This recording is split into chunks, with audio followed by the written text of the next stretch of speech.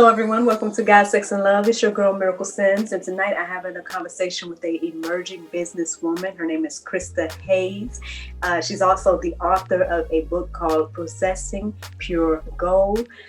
She's being led by God to just present the kingdom in a unique and insightful way. So if you are looking forward to this conversation, then stay tuned.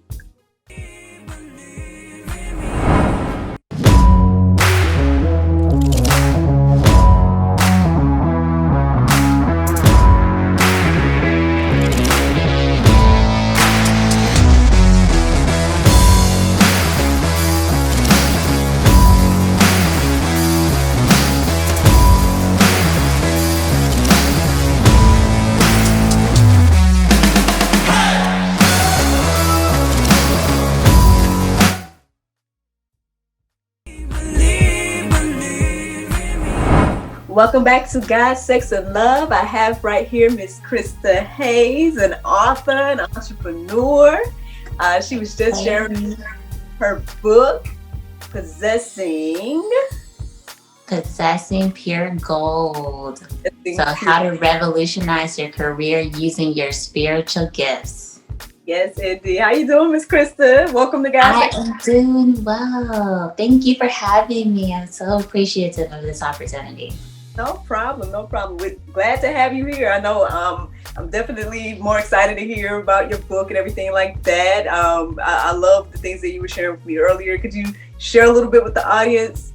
What is Possessing Pure Gold all about? Yes, so Possessing Pure Gold, it was a epiphany moment that I had while I was writing. So about 4 years ago, I would say, I was starting to get my feet wet with becoming a writer. And I was like, I'm gonna try my hand at this writing a book thing. So during that, I was writing a previous book and I came across this one section of the book that it just got too big for it to be in the first book and for it to kind of stay. So I was like, all right, I'm gonna pull this out. So what I came across was the parable of the talents in the Bible. So some of us are familiar with the parable of the talents, but I don't think that you're going to be familiar with it with how I describe it. So with the parable of the talents in the Bible, it is found in Matthew, the 25th chapter, verses 14 through 29. And with that, you have 5 servants in this parable. Their master goes on this long journey, and each servant is given, one is given 5 talents, one is given 2, the other is given 1. So with each of these talents, as the master leaves, each of these servants go forward and they do what they think is in the best interest of the master while he is gone. So the one who takes the 5 and the 2 talents, they take it, they automatically flip them and they turn them into 4 and 10, no problem. So the servant who has the 1 talent, he takes that talent and he buries it in the ground. And when the master comes back, he's like, you are a wicked and evil slave. Like, basically, I hate your guts. Throw him in the dungeon. I don't ever want to see his face again. That's my adding to the Bible. That's my trap version of the Bible with that. It's all good. And so with that, I could not understand for the life of me what the master's problem was. I was like, this servant took the talent, he took the money, and in some of your Bible translations, it may say that it was a bag of gold, or it may say that it was a couple of gold coins that he took, and he took them and he buried it in the ground. So I was like, if he took it and he kept it safe for you so that when you got back, you would still have it, what is the issue? So I went to the original definition of the talent and I got out my big old, Bible scholar concordance and was looking up all the Greek and the Hebrew words and stuff. Come to find out, a talent was a measurement. It was a unit of measurement. So with the talent, a talent in Bible days weighed as much as a person did. And so with that, it was how they measured their wheat, their barley, their gold, their silver. It was how they bartered back and forth between one another. So a talent was a unit of measurement, just like we have dollars and cents and stuff like that. Mm-hmm. So when you look at that talent that the servant buried in the backyard was roughly about 150 pounds. So in Jesus's day, so 150 pounds, you take that 150 pounds worth of gold, you take that and you bury it in the backyard. You take that same amount of gold and you throw it into today's stock market, it's roughly $3.5 million. If I gave you $3.5 million and you buried it in the backyard, I would be upset with you too. I would. And so for you to be able to think as the master that you can trust someone else with $3.5 million and they don't even think that they are worth even taking a chance on it, that's a problem. And I saw that that was the same problem that we are seeing today in our current workforce and with our current job market. That's why we have a current 53% dissatisfaction rate in America's workforce. It's the same problem now. Like people are burying their talents in the backyard with what God has given them. Man, that right there. Look, we can just end the show right there. That's good. Like, I mean, I definitely have heard that parable, and I definitely heard the two ways that people can look at it in regards to it being money as well as being actual, your gifts and talents that you are blessed with. And so either way, like you definitely gave a different perspective of, I forget like how much talent was given, so I think that was great to hear that perspective of it as well.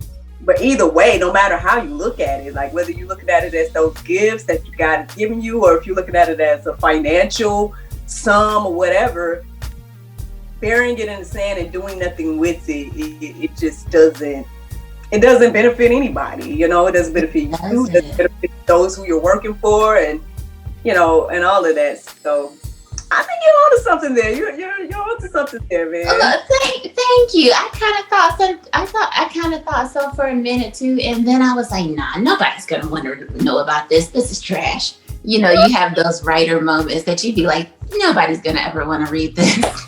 Hey man, God gives you things for a reason. I get it too. I get the struggle sometimes when like God gives you something and you're like, am I seeing this right? Are you sure you want me to? I've definitely had like that. Well, but we got to just step out on faith. So I commend you. Like I still got book ideas in my head. So the fact that you got a book right now is, I'm always like big up in people that are actually, doing the thing versus just talking about it. So I think that alone is a blessing. So congratulations, man. Thank you. And so I definitely think with that, that the setup of the book is like a merging of the two ideas that you said, with people thinking that it's about money and then people thinking that it's about, actual talents and whatnot. The book actually merges those two ideas together. That it is about the money. Like God has given you, like it says in Deuteronomy, I have the hardest time saying that word. Deuteronomy 8:18, that God gives you the power to create wealth. So he gives you the power to create money. And I think that he gives you that power through your spiritual gifts and your spiritual talents. So I think they go together. Yeah, for sure. And I mean, I've always been somebody that has definitely tried to go for my goals and dreams and stuff like that. I think there's a lot of reasons why I'm that way.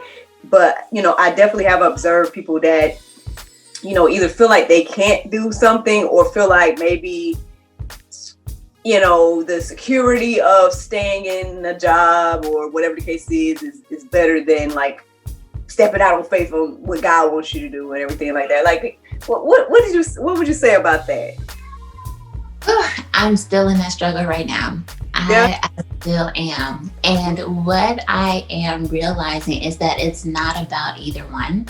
And so it is not about whether or not you stay in the job or you step out. It is all about the quality of your relationship with God. So if the quality of your relationship, if you do not trust him, that what he gave you, you will be able to provide for yourself, then you're going to stay put. You're going to stay put. And to say that not everybody's route is to step out and do something on their own. Like some people's route is to do it through a job. Yeah. But it is about the quality of your relationship with God for you to be able to hear what he is telling you and being able to go forward with that. Yes, for sure.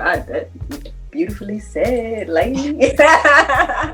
For sure. I mean, I definitely feel like you said, again, not saying that everyone has to, or everyone's an entrepreneur. I definitely don't feel, I guess, that's true. But I guess, I don't know. It's just finding that balance, like you said, like listening to God, letting him tell you, okay, this is the things I need to want you to do. And then not being afraid to do that. In spite of how it may look and everything like that. I mean, yes, like finding that balance, I think, every day between also, like you said, having needs and wants and like the physical things like you need to take care of and everything. Oh no, did we get disconnected?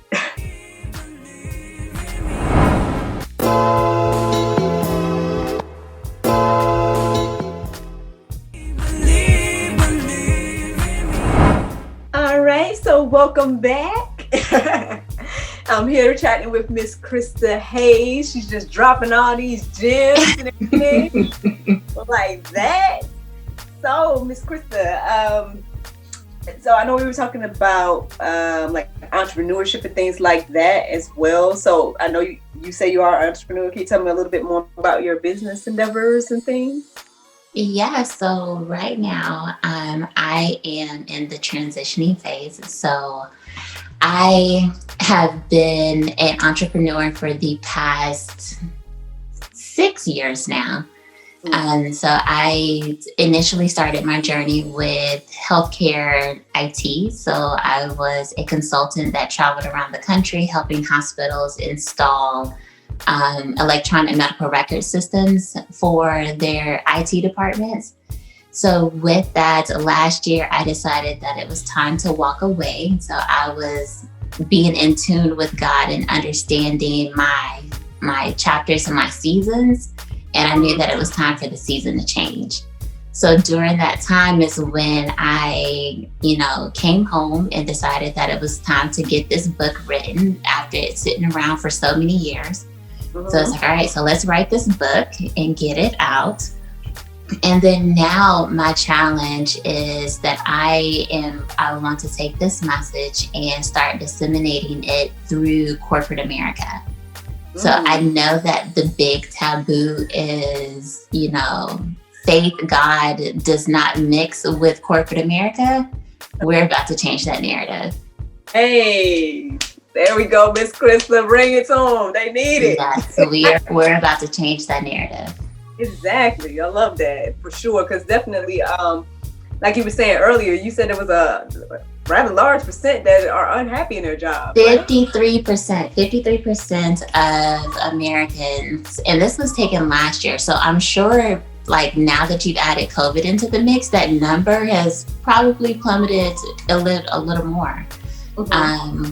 But 53% of Americans are dissatisfied or highly unsatisfied with their career and with their job. And right now, Christianity is the dominant religion in America, although our numbers have been falling. But right now, Christianity is about 65% of Americans. So this is where I become a numbers buff and all that other type of stuff. So in September of this year, 260 million Americans went back to work.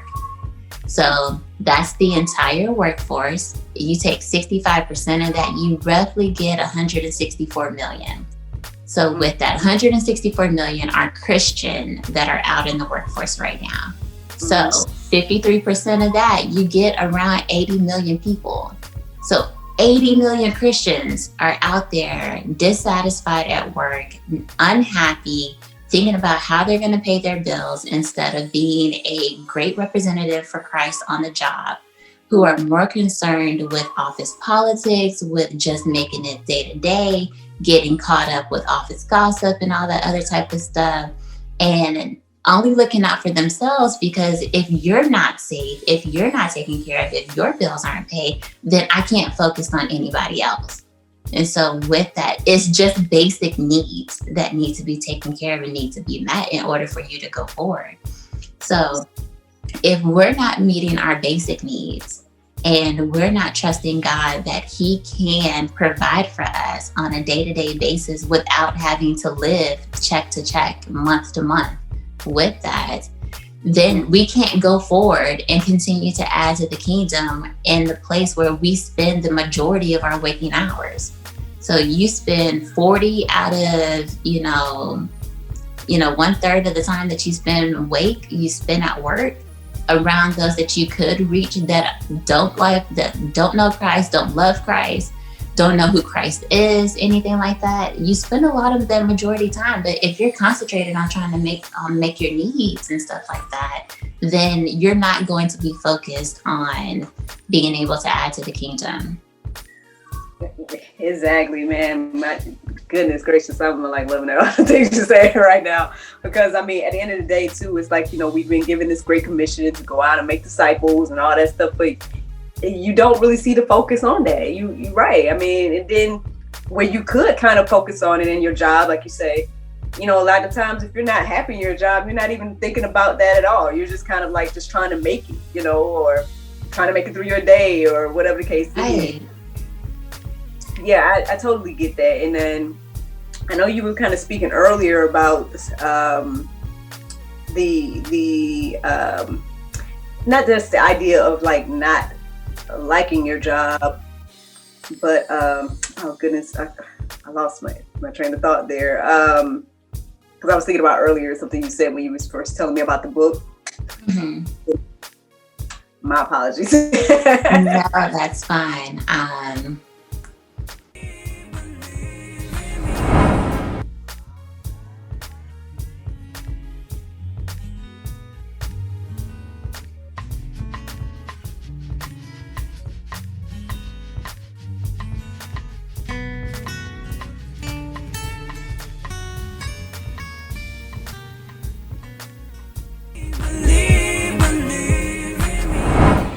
So, Miss Krista, based on your book and the things that you've, I guess learned and experienced through the writing of it and everything like that, like what do you think that we could do to, use our spiritual gifts and our talents and not be like that bad servant that went and buried it? Yeah. So, I think that, this is Krista talking. Like, this is just me talking. But I think that sometimes we make Christianity just a little bit too complex. And when you break it down, like, there are almost all of the spiritual gifts can be used in your career in some form or another. Like, they are all like basic everyday type of gifts and talents that you have.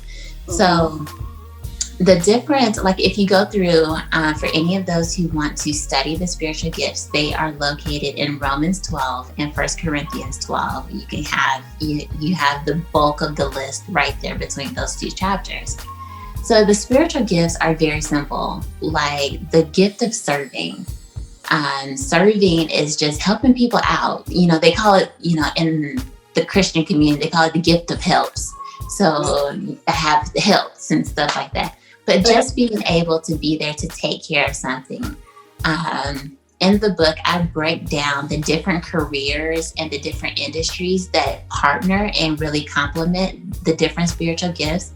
So like maintenance is a great career that, it pairs well with the gift of serving.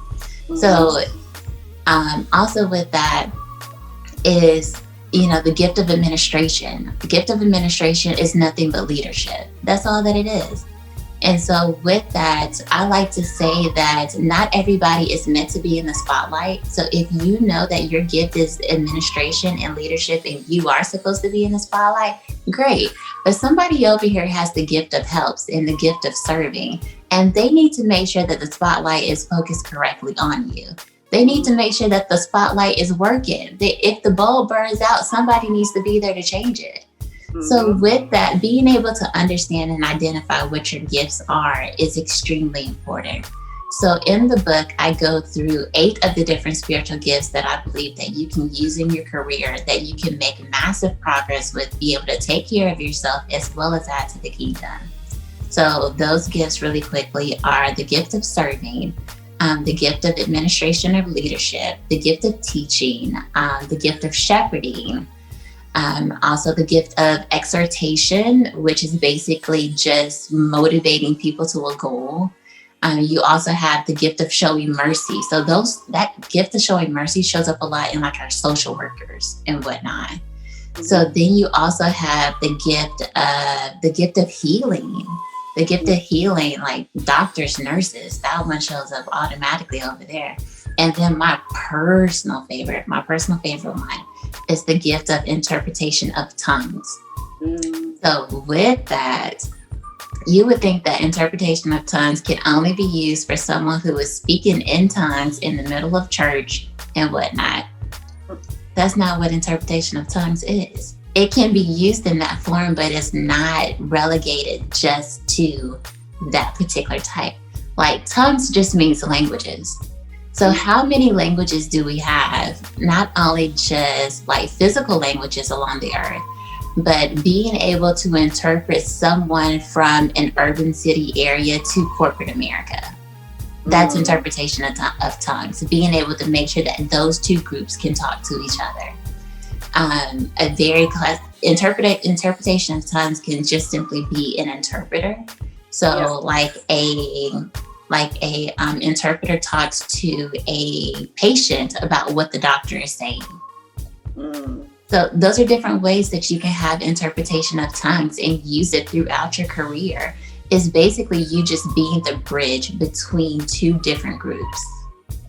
That's awesome, man. I never thought of it that way, but that's really cool. Yeah.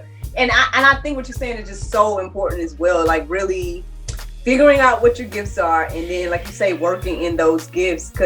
And at the end of the day too, I feel like now you probably know now. Sometimes we'll see a gift and be like, oh, well, I want to do this gift, but really you're gifted in something else. And it's like, oh, your gift is still important too. Like you just said, like, you know, your gift may be the gift of lighting versus the gift of sitting in a chair, but both gifts are important, you know. Both positions, all the positions are important, especially in the body. And I was talking about it on the podcast. I do the daily inspiration, stuff like that. And it just came to me one day, which I was like, see, what had happened was I just be like, God, say whatever you want to say through me. And then sometimes I'll be going back like, look at okay. Look at what you were saying. Yes. So one day I was just on the podcast, like, sometimes we're the mouth trying to be the eye, like, you know what I mean? Like in the body or whatever the case is. And if you're the mouth trying to be the eyes, then how is the body going to see? Like, that's how important all our gifts are. And that, really, really walking in what God has gifted us with. I think what you're saying is like, it's so important. Like a lot of us need to hear that. So again, you are a lady. And one thing that I love about the Bible is like the more that you read it as an adult, you're like, the Bible is like low key slick. The Bible really is like low key slick. Because it's either in Romans 12 or in 1 Corinthians 12, what Paul says, if your gift is serving, then just serve. So basically he's like, stay in your own lane. Like it is okay for you to stay in your own lane. Right. And I think that so much of society, so much of the world is all about trying to put people in different lanes instead of allowing them to flow in what they were naturally created to do.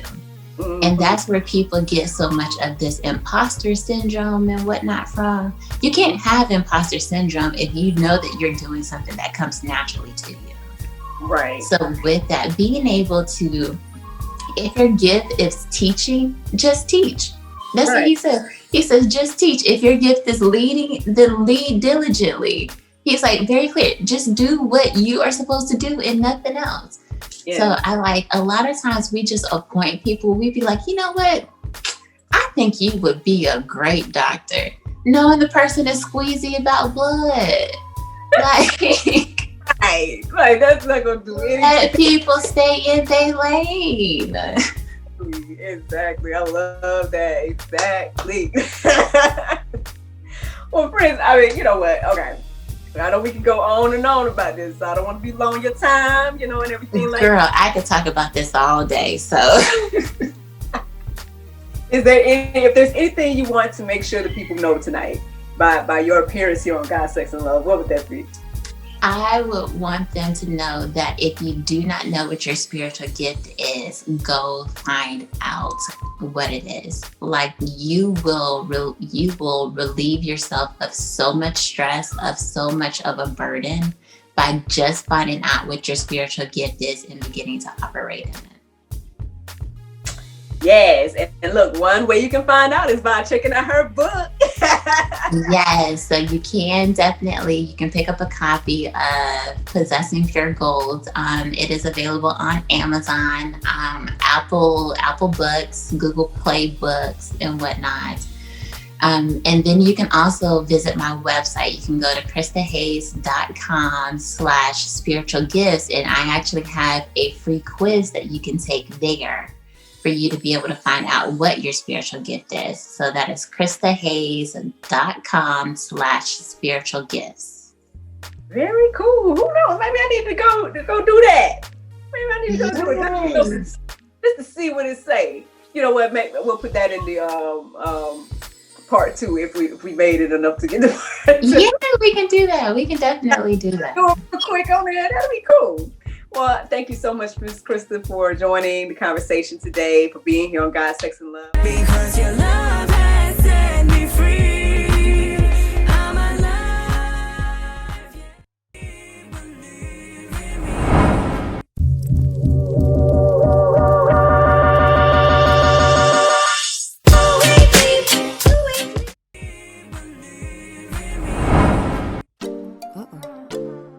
There's no time to get my nails done.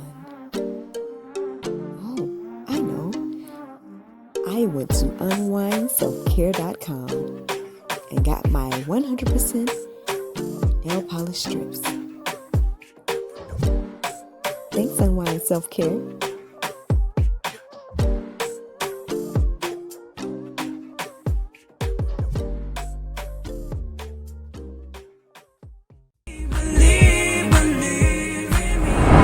Thank you so much for watching God, Sex, and Love, and special shout out to Miss Krista Hayes. Thank you so much again for just dropping all those gems on us today. Friends, if you want to learn more about Miss Krista, feel free to check out kristahayes.com. And I hope that you guys have a good night. Bye-bye.